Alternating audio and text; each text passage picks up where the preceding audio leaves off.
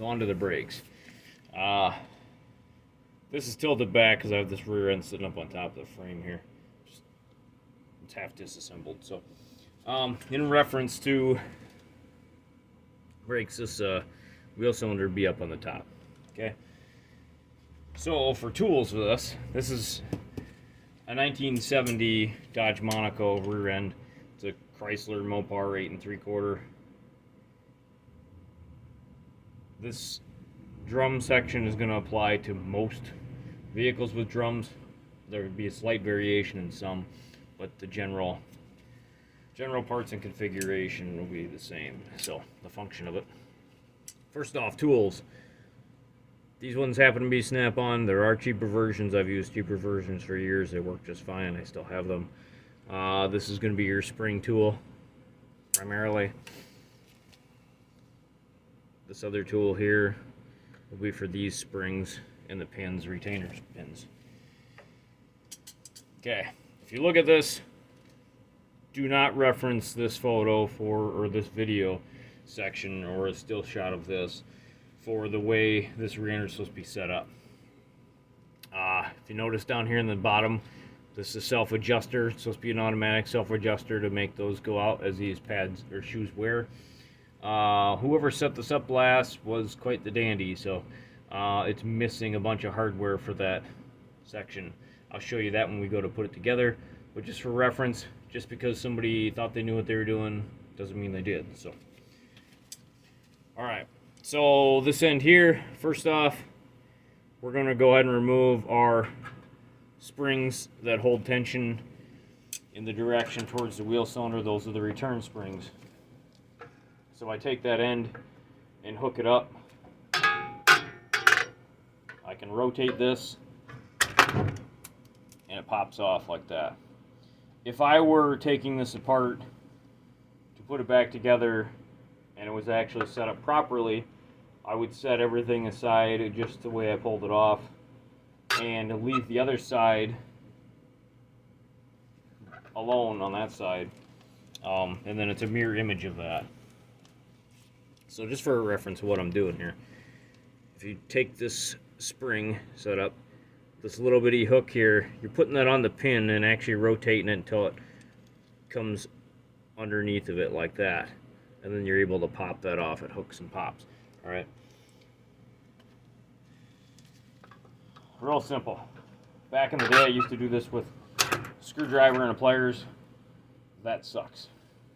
Can be done, but it sucks. So whenever I do drum brakes, I anymore just buy hardware kits. Hardware kits are like $6 or less, somewhere around there. Less than $10 usually. Unless you're missing the hardware for the automatic adjuster, that whole thing. Go over that, that's probably another $7 or more. Okay, so once you've got these return springs off, this wheel cylinder has already been replaced. It's brand new, 0 miles on it. I put that in there just to get this functioning. If you notice, this side down here, I don't even do anything with that yet. I go to my kind of cup tool. If you look at that one, this one, you push and you hold the pin from the back side, and I'll show you that in a second. But you push on it, turn it, and it's just like a quarter turn thing, and that all comes apart. You'll use these tools to install as well. I'll show you that when I get my parts. So there's the retainer pin. If you look at this, you can see it. It's got a hole in the center of it. That drops on. That locks into it. Okay? Some of these are different length. Some of them are different diameter depending on what they're holding,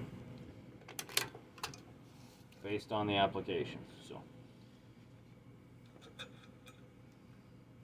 you just be careful you don't drop everything all over the place. If you do, take pictures before you start to reference, anything. Like I said, if this were actually set up right, I would take pictures of it, but in this case, it's not. So, okay, the spreader bar here, generally when you get a hardware kit, well, number one, the spreader bar is never in a hardware kit. Sometimes these springs are in there, sometimes they're not. So don't lose that. I don't throw anything away until I'm actually done with the job. These pins that are in the wheel cylinders, those do not come in the kit as well. So if you need those are separate. Okay. This rear end just got lighter, so it's going to swing up on me.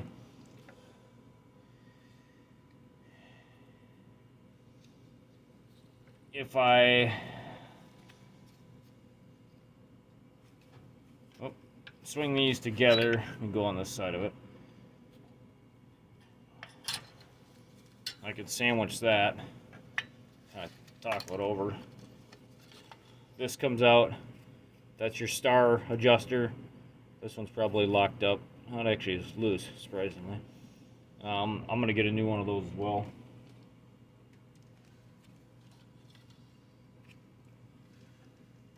Let's see. For the parking brake, emergency brake setup, that's what this bar here is located here for. This has a pin held in the back of it with a clamp, a little closed clamp. I'll get that out with a screwdriver and or side cutters. And then the parking brake itself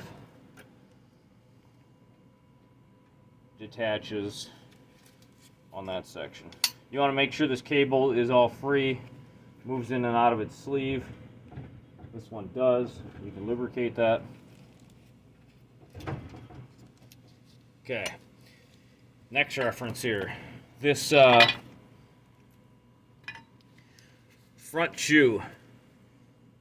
If you look at the length of that, how much it goes up onto the steel, how much that actual friction pad goes up onto the steel shoe, compared to this one that travels quite a big distance on it, okay? If it has a larger one, it always goes towards the back. I looked at the other side already over there. The other side, probably the same dandy that set up this without its automatic adjuster, all springs and cables and everything, installed the large one in the back. Do not do that. A lot of these, if they have the same size on both ends, then it doesn't matter. But in a set, generally there's two small ones and two larger ones. The short ones go to the front, larger ones go in the back. This backing plate, since I have the axle and everything removed, normally this is not possible. I couldn't take this backing plate off because I'm replacing axle bearings and everything and seals and everything on this one. This one's getting a full rebuild. The only thing that's going to be left is the housing. Everything else is being redone. Bearings, center section, all that stuff. But this is reference for brakes only. So if you notice these contact points, there are 3 per side. You want to clean those up really good.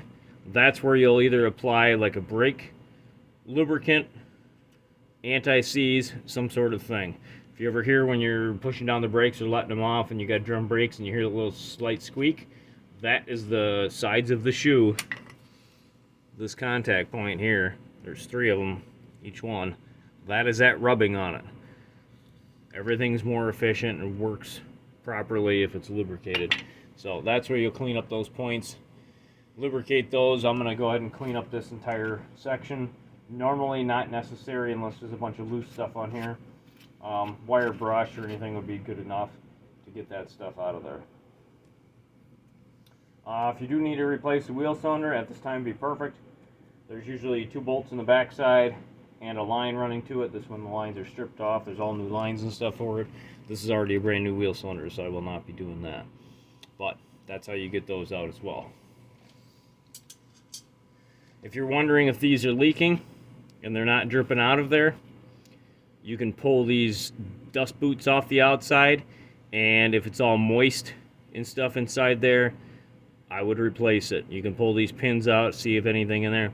generally you get kind of the dust collecting to it right along these edges and stuff too here, and you'll see kind of a black cakey looking, kind of a wet brownie mixture. That'd be the time to replace them. If you don't know when the last time it was, it doesn't hurt to just replace them. They're relatively cheap, so usually less than $20 a piece.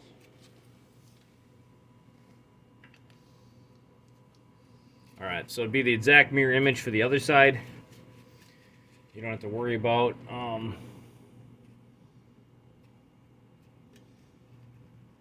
these access ports here. They are rubber plugs. This one's either rubber or plastic. If it's rubber, it's very hard. Those are inspection port things, but then also adjusters for the adjuster side. The reason why they have two in there is whatever location the backing plate is in, because a lot of these are stamped out for both sides. I'll show you all that when we go to put it back together. So for now, I'm waiting on parts. We'll be back to that when we do that. So.